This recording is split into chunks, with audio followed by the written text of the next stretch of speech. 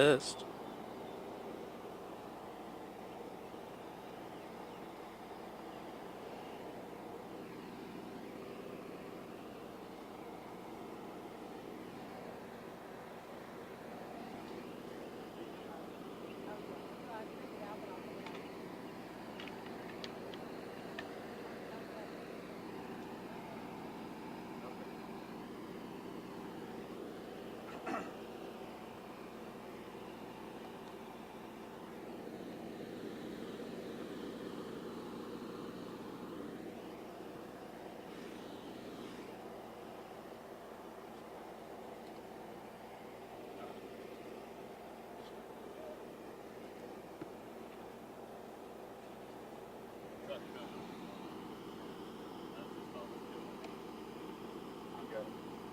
So can you give us, just say something so we can see we're good here?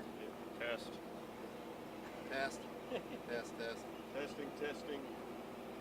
Y'all picking it up? Perfect. Yeah. Okay. All right, let's do it. I hope so. I'm trying to call in and tell them we're ready. Okay. All right, so I don't you're know if going to y'all hold the are ready. mics like that? Huh? You're going to hold the mics like that? Gonna have to. Oh, that's great. Oh, that's that- better than us.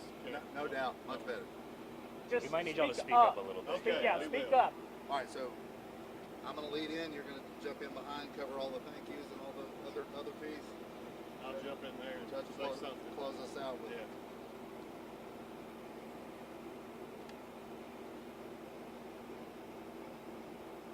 Yeah, of course, I don't want to answer. You need name and rank or any of that, or just go? If y'all would start off with that, that'd be great, yeah.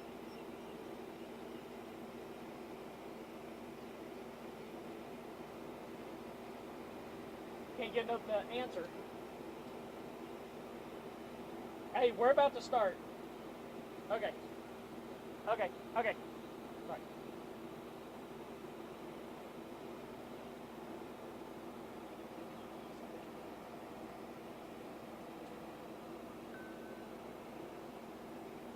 Ready whenever y'all are.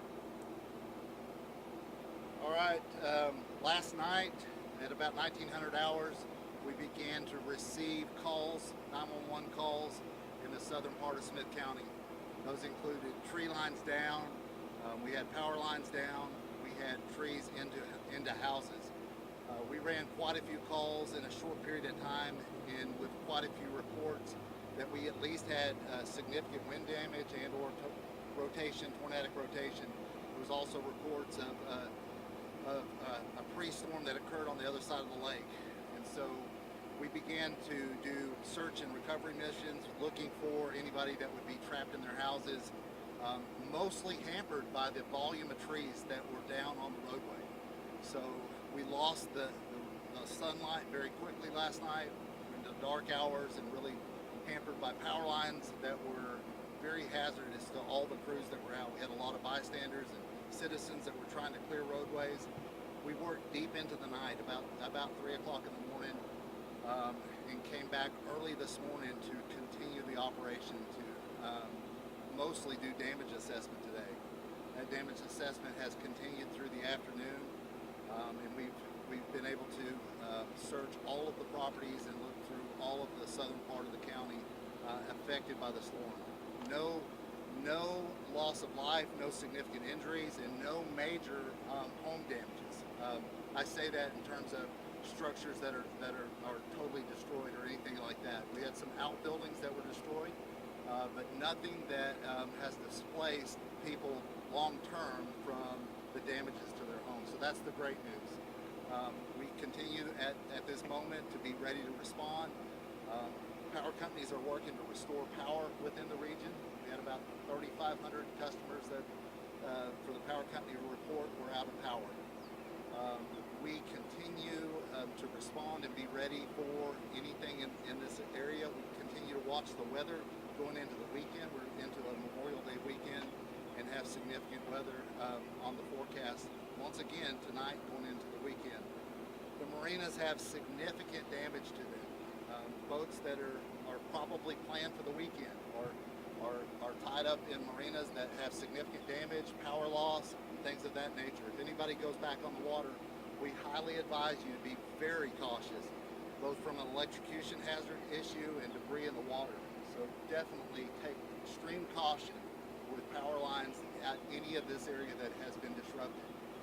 Do not treat any of the power lines as if they might not be live, because they're actively restoring power as we speak. That's really where we're at this point. Continue to monitor the weather going into the weekend, and be ready to respond to the needs of our community. We are certainly appreciative of all the collaboration between our county, or Smith County Offices of Emergency Management, and our county judge. And I'll turn the time over to Brandon Moore from the Office of Emergency Management. Thank you, Chief. Currently members of Emergency Service District 2, Smith County Fire Marshal's Office, Smith County GIS, Smith County CERT, Smith County Co-Ed, and Crisis Response Ministries are activated to serve the affected citizens of Smith County. There's currently a shelter open in partnership with the American Red Cross being managed by Smith County CERT, located at Bullard Southern Baptist Church. I would like to personally thank the churches in Bullard for stepping up and opening their doors for sheltering operations, and all of the volunteers that have come forward to help their fellow citizens. I would also like to thank Brookshire's for providing additional resources to those in need and our first responders. From the companies to the nonprofit organizations to the volunteers offering their services, Smith County is continuing to be a whole community. I would also like to thank the University of Texas for aiding in our efforts by providing a flyover of the affected area. We've partnered with the City of Bullard and will be opening a disaster recovery center on Monday, May 27th, located at Bullard City Hall. This service will be available from 10 to 2. Services will include assistance programs from the Red Cross and various assistance programs through other nonprofit organizations such as the United Way of Smith County. We are asking citizens affected by the storm to visit the Smith County Facebook page and complete the TDM damage assessment information. This allows us to track damage and identify needs. All right. As Smith County Judge, I'm always concerned when any part of the county is struck by a storm like this. This just happens to be the area in which I live, and so I had neighbors that I was concerned about.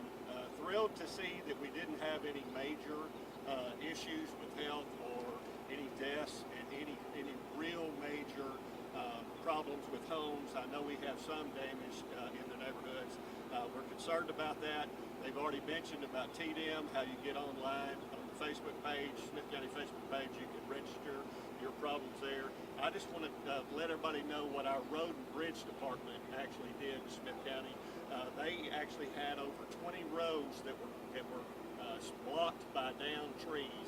They got out and cut away those trees. At least one lane was open, and they'll get back to that, but we wanted to make sure traffic could get through for safety's sake.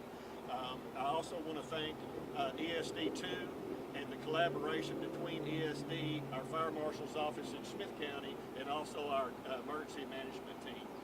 Appreciate all the work that they've done getting together.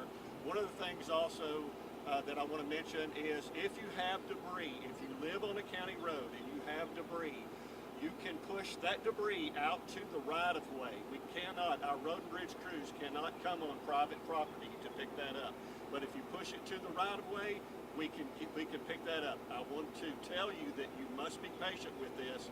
We just have so many crews, and it may take us several days to get around. But hang in there, be patient, and we will remove that debris for you. And thank you very much. Can I take questions? Sure. Do you have an estimate of how many people are displaced at this moment? I think because of power outages, it's hard to understand at the moment whether they're temporarily displaced because of lack of power, or they're displaced because maybe the service loop to their house is damaged and or the roof's damaged, and will require some repair for them to move back in or come back into the house. So we had, like I said, we had about 3,500 that were reported by Encore as loss of power. And that's another thing I'd love to throw in there too. Thank you to the Encore crews. They got out here and got power going in a lot of the areas quickly, and they continue to work. On my way over to this press conference today, I saw crews out. They're hustling, and we certainly appreciate them. Preparing for another round of storms tonight, possibly. How are crews preparing for that? Yeah, the amount of staff that we have on duty tonight, We've upstaffed a little bit, and we're monitoring and watching very closely to make sure that we're ahead of it and we're on top of it, and we're actively ready to respond to the needs of our communities. Y'all mentioned that nobody injured, nobody killed. Obviously, a great thing. Can you kind of describe again to us just maybe the areas that were hit the hardest and what exactly they looked like when y'all were going through there? So just a lot of trees down on the roadway. We talked about that. A lot of trees down onto like large trees that were uprooted, which is evident of the force of the winds. It really doesn't matter whether it's straight line or rotational winds. Uprooting large trees. We've had a very wet month ahead of that. And these trees uprooted in totality to come right onto people's homes in terms of breaking away the service loop of their power. Several of those, a lot of outbuildings that were destroyed, but fortunately, like I said, the minimal impacts to the total number of houses that will be able to soon be back in their homes. That's the great news. Do you have a guess of how many people are staying at the churches right now? Currently, there's less than 5. Anything else you guys want to add?